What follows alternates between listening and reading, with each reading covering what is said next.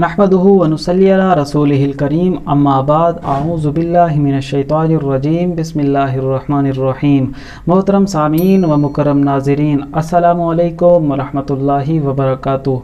उम्मीद करता हूँ आप सारे खैरियत और आफ़ियत से होंगे। अल्लाह से दुआ है अल्लाह रब्बुल इज़्ज़त मेरी आपकी पूरे आलम इस्लाम की परेशानियों को दूर फरमाएँ।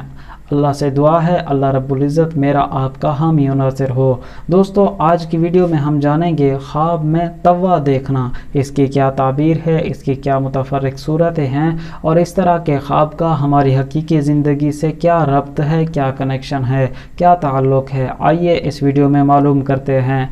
नए हैं तो चैनल सब्सक्राइब और वीडियो लाइक कीजिए। आप किसी ख्वाब की ताबीर जानना चाहें, हमारी इस वीडियो के कमेंट्स में अपना ख्वाब तहरीर कीजिए। हम आप तक आपके ख्वाब की ताबीर पहुंचाने की कोशिश करेंगे। चलें आज की वीडियो बिस्मिल्लाह करते हैं। हज़रत इमाम इब्न सीरीन रहमतुल्लाह अलैह इरशाद फरमाते हैं, जो तारीख़ में ख्वाब की ताबीर के हवाले से बहुत बड़े इमाम गुज़रे हैं, वो फरमाते हैं कि ख्वाब में तवा देखना घर का खिदमतगार देखने पर दलील है, घर का मुंतज़िम देखने पर दलील है। ऐसा मुंतज़िम जो घर का मुकम्मल इंतज़ाम व इंसराम और ख़र्च वगैरह संभालता है। हज़रत फरमाते हैं, अगर कोई देखे कि उसके पास निया तवा है या किसी ने उसको दिया है तवा, तो ये इस बात पर दलील है कि अगर उसका मुंतज़िम पहले से नहीं है साहिब ख्वाब का, तो अल्लाह ताला उसको सालेह मुंतज़िम अता फरमाएंगे। अगर पहले से मुंतज़िम है तो उसके जुदा होने पर यह दलील है।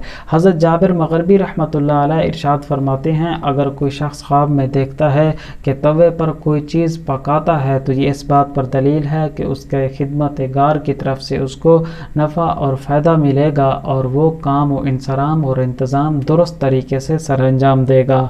अगर ये देखे कि तवे पर से कोई चीज़ खाता है, तो दलील है उसी चीज़ के खाने के बकदर उस साहिब ख्वाब को खिदमतगार से मुंतज़िम से खिदमतगार से नफ़ा और फ़ायदा हासिल होगा।